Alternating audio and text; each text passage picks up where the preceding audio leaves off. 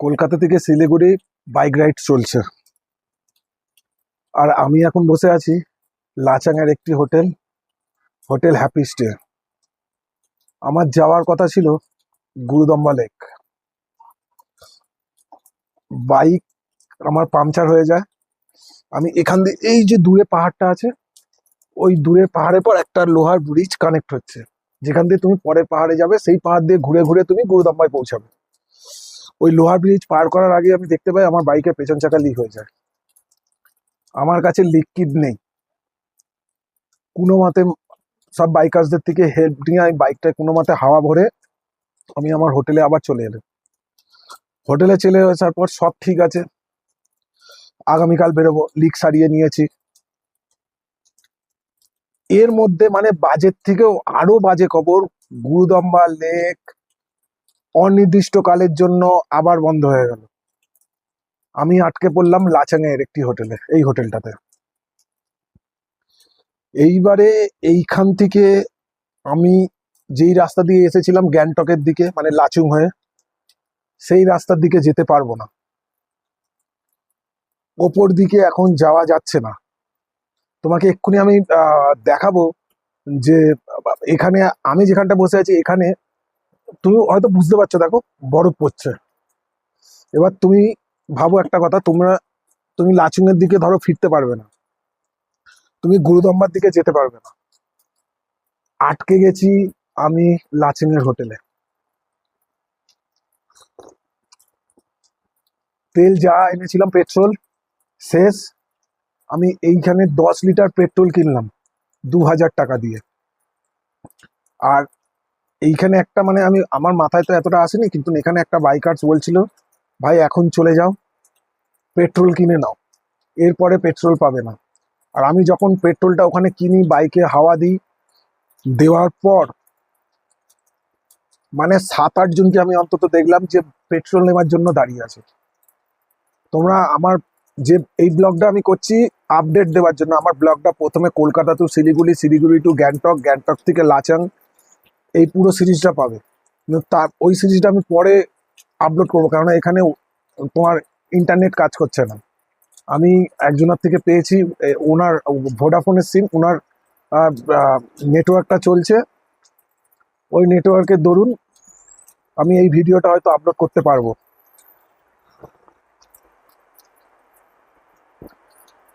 এবার ভাবো, তুমি এখান দিয়ে গ্যাংটক ফিরতে পারবে না, এইখান দিয়ে লাচুং মানে গুরুদম্বা লেকের দিকে যাওয়ার রাস্তা মানে এতটা ভয়ঙ্কর, 5-6 কিলোমিটার রাস্তা, মানে প্রথম শুরু থেকে এতটা ভয়ঙ্কর রাস্তা, মানে ধারণার বাইরে, এতটা ভয়ঙ্কর।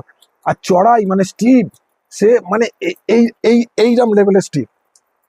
মানে আমরা যে হোটেলের সামনে দিয়ে আছি হ্যাপি হোমস্টে, এইখানে নিয়ম মাফিক একখানাও খাড়াই আছে, কিন্তু নিয়মের বিরুদ্ধে যদি কোনো খাড়াই থাকে, সেটা হচ্ছে তুমি যখন এখান দিয়ে বেরিয়ে যাবে, বেরিয়ে গিয়েই হয়তো 500 থেকে 700 মিটার পর থেকে তোমার অরিজিনালি অফরোডিং শুরু হচ্ছে। আমি ওখানে আমি কেন তোমাকে বলতে পারছি, কারণ আমি ওখানে 2 কিলোমিটার পর্যন্ত গেছি, 2 কিলোমিটারের মধ্যেই আমার সাথে এই সমস্ত অঘটন ঘটেছে। তো আমি সেই জন্য ফেরত এসেছি বলে আমি ওখানে দেখতে পেয়েছি মানে কি ধরনের স্টিপ রাস্তা, মানে কি ভয়ঙ্কর রাস্তা। আর গুরুদম্বা লেক তো বন্ধ হয়ে গেল, কারণ আমি যখন দেখছি যারা, আমার তো আজকে, আমি তো আজকে স্টে করেছি, কালকে গুরুদম্বা লেক যাবো বলে। তো এইখানে হোটেল অ্যাসোসিয়েশন বলেছে যে ওই দিক থেকে যারা মানে গ্যাংটক থেকে যারা আসছে, তারা ওই রাস্তাটা পর্যন্ত এসে ওখানে রাস্তায় ধস নেমেছে, ধস নামার পর টোটালি রাস্তা বন্ধ, ওই দিক দিয়ে ওরা ফেরত চলে যাচ্ছে। এখান দিয়ে যারা যাচ্ছিল সবাই আবার রিটার্ন করেছে, সবাই যাদেরকে আমি সকালবেলায় 9টা 9:30টার সময় যেতে দেখেছি, তারা ভাবো এই 3টে বাজে রাস্তায় এদিক দিয়ে তো যেতে যেতে ভাবো যারা যেতে পারছে না, জ্যামে আটকে গেছে, ওই তারা এতক্ষণ লাগলো এই 20-25 কিলোমিটার রাস্তা আবার রিটার্ন করে হোটেলে ফেরত আসছে। আমার পাশের হোটেলেই ছিল, আছে, তারা ওই রাস্তা দিয়ে আবার ফেরত চলে এসেছে। মানে গুরুদম্বা লেক ছেড়ে দাও, বন্ধ হয়ে গেল। এখন এখান দিয়ে বেরিয়ে যাব, সেইটার মানে সেইটা যে কিভাবে বেরোবো এখন কোনো ঠিক নেই। এখানে হোটেল অ্যাসোসিয়েশন থেকে বলেছে যে আপনারা থাকুন, কারণ দেখুন সবাই একটা লিমিটেড অ্যামাউন্ট টাকা নিয়ে আসে, আমিও যেটা করেছি। তাও সবাই চাইবে একটু এক্সট্রা এক্সট্রা টাকা নিয়ে আসার। তো আমি নিয়ে এসেছি, এই যে 2000 টাকা দিয়ে পেট্রোল কিনলাম। কিছু করার নেই এখন। আমি এইখান দিয়ে প্রায় 2 কিলোমিটার 2.5 কিলোমিটার নিচে গেছি, সেখান দিয়ে গাড়ির হাওয়া পড়েছি, সেখানে গাড়ি লিক ঠিক করেছি একজনকে ধরে, আবার এইখানে এসেছি। এইখান দিয়ে এখন বলছে আগামীকাল যেতে হবে। এইবারে যখন পেট্রোল ভরতে গেছি,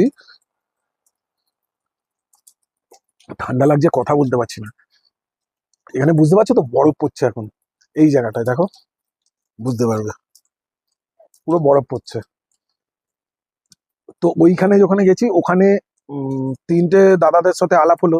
ওরা এসেছে কলকাতার পার্ক সার্কাস থেকে। তো ওনাদের সাথে আলাপ হলো, আমি থাকি দমদমে, ওরা পার্ক সার্কাস পাশাপাশি। তো ওরা বললো যে ওদের একজনের গাড়ি ব্রেক ফেল হয়ে গেছে। এবার ওদের এই গাড়ি ব্রেক ঠিক করার এখানে কোনো অপশন নেই, তাই ওরা এখানে গাড়ি রেখে চলে যেতে হবে। সো এইখানে যারা এসেছে, যদি এরকম কোনো অপশন না থাকে, শেষ অপশন হচ্ছে গাড়ি রেখে চলে যেতে হবে। কালকে সকালবেলায় বলছে এখান দিয়ে একখানা ওই কনভয় টাইপের স্কোয়াড কার যাবে, তাদের সাথে সাথে এখানে যত বাইকার্স আছে, যত ট্যুরিস্ট আছে, মানে 4 চাকা করে এসেছে, ওই চায়না বর্ডারের আশেপাশে একটা রাস্তা আছে, ওই রাস্তাটা খুলবে কালকে। এই সমস্ত গাড়িকে army, police, ambulance, recover van সব থাকবে। এরম একখানা পুরো ট্রলি মতন হবে, এরম সবাই একসাথে একসাথে এইখান দিয়ে পার করে ওরা গ্যাংটক পর্যন্ত নামিয়ে দেবে।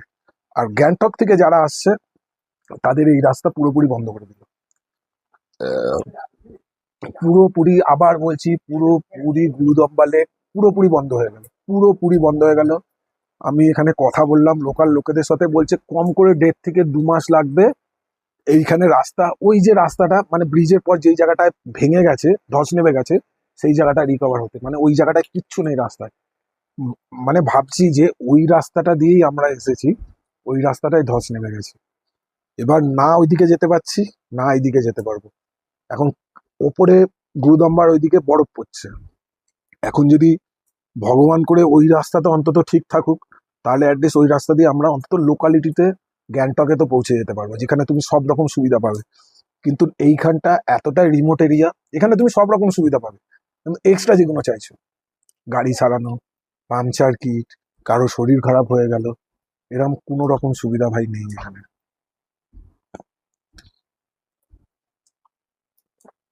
আমি আবার বলছি, গুরুদম্বা লেক বন্ধ হয়ে গেছে। যারা আসার প্ল্যান করছো, আমি জানি না তাদেরকে আমার কি বলা উচিত, কিন্তু গুরুদম্বা লেক বন্ধ। কারণ আমি নিজে বসে আছি লাচানের একটা হোমস্টেতে। আমি এখান দিয়েই তোমাকেই আপডেটটা দিচ্ছি। তোমাকে তো গ্যাংটক হয়ে আসতে হবে। ওই রাস্তাটা শুধু একমাত্র খুলছে, যেটা দিয়ে আমাদের সবাইকে বার করে রেস্কিউ করে নিয়ে চলে যাবে। কিন্তু যে রাস্তা দিয়ে সচরাচর সবাই আসে, মানে যেটা দিয়ে আসতে হয় নিয়ম রাস্তা, সেই রাস্তাটা টোটালি বন্ধ হয়ে গেল।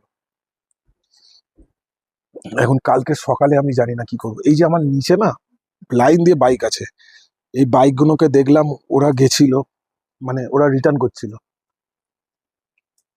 আবার রিটার্ন করে চলে এসেছে, কেন ওইদিকে রাস্তা বন্ধ। এখন এইটুকুনি তোমার সাথে বলার ছিল। মানে খারাপের মধ্যেও এতটা আরো খারাপ হয়ে গেল যে এখন ফেরারও কোনো অপশন নেই। আর সব থেকে বড় কথা হচ্ছে একটা ভালো খবর, এখানের হোমস্টেতে, এখানে হোমস্টের অ্যাসোসিয়েশনরা জানিয়েছে যে যদি তোমাকে এরপর থেকে, যদি আগামীকাল থেকে থাকতে হয়, তাহলে তোমাকে কোনো রকম এক্সট্রা টাকা পে করতে হবে না। যদি এক্সট্রা পে করতে হয় বা চায় হোটেল অনাররা, তাহলে এইখানে সামনে, মানে তোমাদের হোটেলে আশেপাশে লোকদের খবর নিলেই তোমরা বলতে পারো এখানে অ্যাসোসিয়েশন রয়েছে কাছেই একদম, ওখানে গিয়ে তুমি যদি জানাও, যথাযথ ব্যবস্থা ওরা নেবে। এখানে থাকা নিয়ে কোনো অসুবিধা নেই। কিন্তু কদিন থাকবে তুমি এখানে ঠান্ডায়? সত্যি কথা বলতে আমরা কলকাতাও আসি, তুমি একটা টাইম পর্যন্ত ঠান্ডাটাকে উপভোগ করবে, কিন্তু তারপরেই তোমার কাছে এই ঠান্ডাটা একটা দুর্বিষহ হয়ে দাঁড়াবে। আমার আমার যেমন হচ্ছে এখানে, মানে ঠান্ডায় কথা বলতে পারছি না।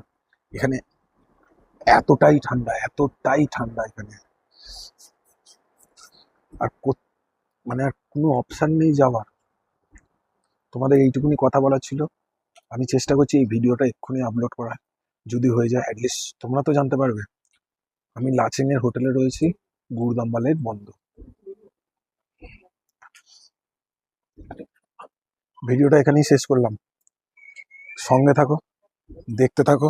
আর আমার যে কলকাতা থেকে বাইক রাইড করে আমি শিলিগুড়ি এসেছি, ওখানে একদিন স্টে করে আমি গ্যাংটক এসেছি, ওখানে একদিন স্টে করে লাচাং এসেছি, এই ভিডিওগুলো আমি পরে আপলোড করব। এই একটা আপডেট দিয়ে দিলাম। দেখছো অনবরত অনবরত বরফ পড়ছে, অনবরত বৃষ্টি হচ্ছে। আমি গতকাল রাত থেকে যে বৃষ্টি শুরু হয়েছে, এখনো পর্যন্ত বৃষ্টি থামার নাম নেই। আমি রেনকোট ফেনকোট সব পরে আমি গুরুদাম্বার জন্য বেরোই, বেরোতে গিয়ে ওইরকম দুর্ঘটনা ঘটে, আমি চলে আসি। আগামীকাল ভেবেছিলাম বেরোবো, ওটা তো বন্ধ হয়ে গেল, এবার যাওয়ার রাস্তাও বন্ধ। তাই এখানে আপাতত রয়েছে, আবার কিছু আপডেট পেলে আবার আমি তোমাদের জানাবো। তো সুস্থ থেকো, ভালো থেকো, আর সাবধানে গাড়ি চালিও। ধন্যবাদ।